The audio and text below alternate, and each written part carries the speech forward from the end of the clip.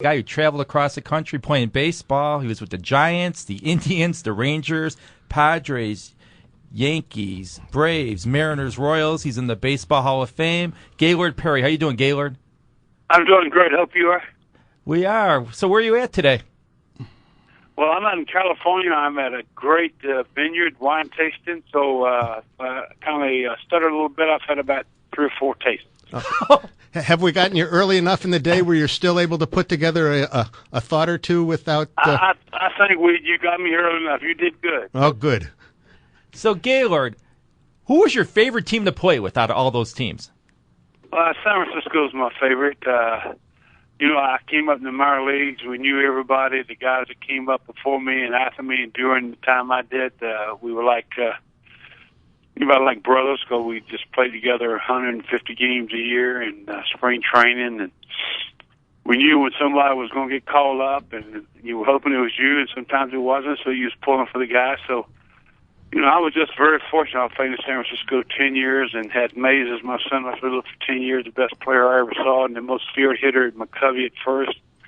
One of the greats of all time in pitching, and Juan Myers also, and then Bobby Bonds in right. So I was very blessed. So you should have been a 20-game winner every season then, with all that talent around you, right? That's what the general manager said. You sure you're not my ex-general manager? No. I'm not that dumb. So what was it like pitching in Candlestick? Kind of windy, Just a little, huh? Sometimes your curveball would get the wind was blowing right at you. It would break faster or slower, but you had a better break on it. You kind of had to use the wind to your advantage. The hitters did so; they always hit the right field, and you try to keep the opposing hitters from hitting that way, because the wind would take them on out of the ballpark, and that wasn't good. So, I like to pitch the first game, like if say the St. Louis Cardinals was at the Dodger Stadium for 3 days. It was probably 100 degrees down there. They come up to Candlestick. I like to pitch the first night because it's about 40, and they didn't want to swing the bat as good. So I got a few of those games, and it paid off. You mentioned that Willie Mays was the best player you ever saw. I mean, I feel sorry for him because it seemed like he was always in Mickey Mantle's shadow. The country loved Mickey Mantle, and they forgot about Willie Mays. Well, I don't know. Everywhere I went, they would cheer and wanted to see Mays play and hit. But Mickey Mantle, a switch hitter, Oklahoma boy, country boy, cowboy, whatever. And he was such a pleasant guy, like Mays was too. But I think Mantle was more outgoing in the bars and stuff like that. Mays never drank. But man, what 2 players to talk about on your shows? 2 of the greatest ever. What do you think of the whole Barry Bonds situation with the steroids? Do you think he should go in the Hall of Fame, or you think basically that he cheated and he should not go in? Well, I'll tell you what. If the writers voted me in, I'm going to go there and be there to congratulate him. If he doesn't go in, I'll be sad, because I knew his mom and dad. I played with his dad. He was one of my best friends, and his mom's just a great lady. And, he just maybe got sidetracked a little bit. So whatever happens, I'm going to support him. Now, after San Francisco, you went to Cleveland. What was that transition like? It was terrible. They had lost 102 games the year before. I turned around and looked in center field, and there's a little guy there that can't hit home runs, can't play, can't throw.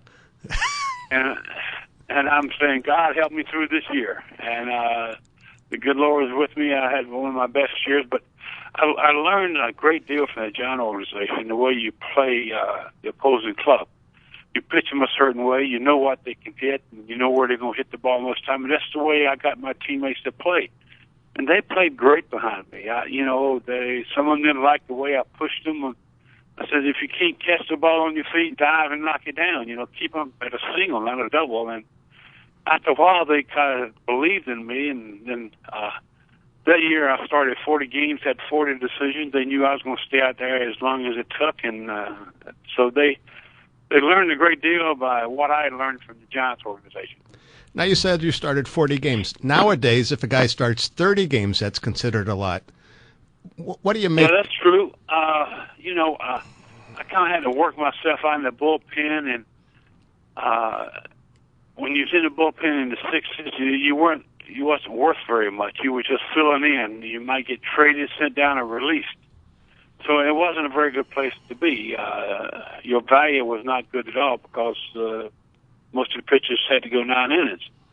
So now each pitcher in the bullpen is very valuable, and I like that idea a lot because I've been there where you didn't know where you was going to be tomorrow, and that's not a good feeling. So these guys have a part where it's the 7th inning, 8th inning, and 9th inning. They have a big part to play in the ball club, and they got to feel good about themselves. How many Hall of Famers were on those Giants teams? I'm just thinking about it. You had yourself, you had Willie Mays, Willie McCovey, Juan Marichal. I mean, you guys were loaded. And Orlando Spada, I made up a little pin, and they had all 5 of us on there. Spada, McCovey, Mays, Marichal, and myself. All of us made the Hall of Fame. All of us have our number retired at AT&T Ballpark in San Francisco. So we're very proud of that. I don't think any other team has 5 that played together that long and had made the Hall of Fame, had their number retired. So we are very proud of that. You like that new ballpark in San Francisco? I surely do. I wish I could have pitched in that. It's a great ballpark. If the game is not going the way, you can look at the scenery outside, the boats and the water and the mountains, and it is just a great ballpark. They did a great job. You're known for the spitball. Are they making too much about you in the spitball, or without the spitball? What is that? What is that? It's from my understanding, it's when a human being may use some saliva and somehow rub that onto the baseball to make the baseball move in mysterious ways. You're probably not too familiar with that. Or sweat a lot or something like that. Yeah, something like that. I think he wrote a book about it. Well, the wind blows a lot and the sand blows a lot. The sun shines a lot, so you put, sunscreen oil on, stuff like that, and it might get a little flicky, so you do what you got to do. Do you think that's something of a lost art nowadays? That you don't have the Vaseline ball and stuff like that anymore. I don't think. Maybe you do. And it probably don't cork bats like they used to. Yeah, it probably changed a little bit, but I expect you to think about it. If you're 0-4 already this year, you better be thinking about something, hadn't you? Yeah. Did you know any of your teammates that cork bats, or no? Or they wouldn't even tell you? It would be a secret. I was a good cork backer for my teammates myself. I wanted that ball to go a little bit further when it hit for me, yeah. Who did you cork for?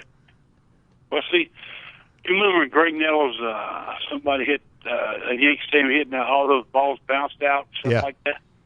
Yeah. Or when Sammy Sosa had a cork bat and it broke and they found it.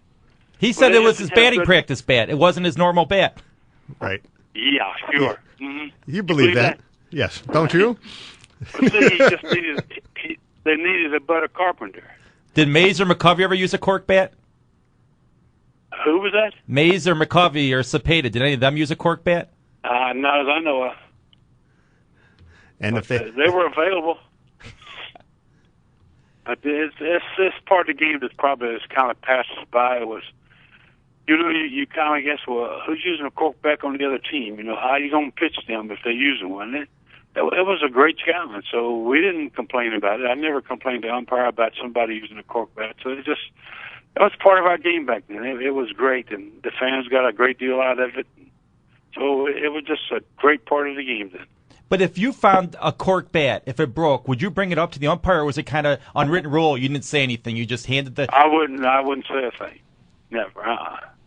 Because Mike Rumlinger. I would try to hide it for the guy. Which is a class thing, because a lot of the players say it's all about me, me, me. They don't care about their teammates or players on other teams.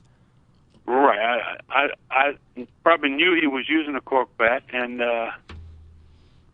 you just had to pitch a little bit different. But no, I would never try to embarrass a teammate, or especially another guy on the other team by doing that.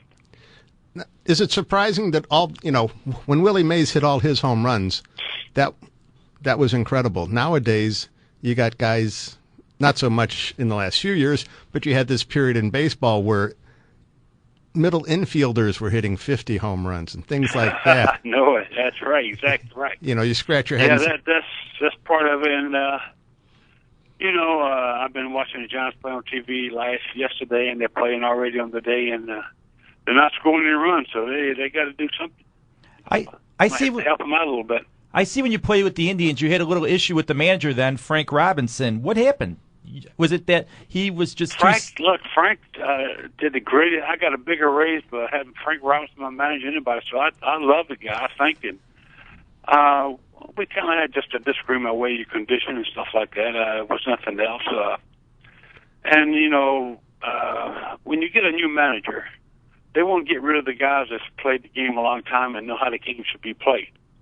And by the time June 15th had gone, he had already traded his 4 starting pitchers that we had the year before, my brother, myself, Bosman, and a couple other guys. So he wanted to get his young pitchers where he could control them. He says, when you want to pitch, say, Dick Allen a certain way, and he wants to pitch another way, well, you've had success getting him out one way. You've got to voice your opinion.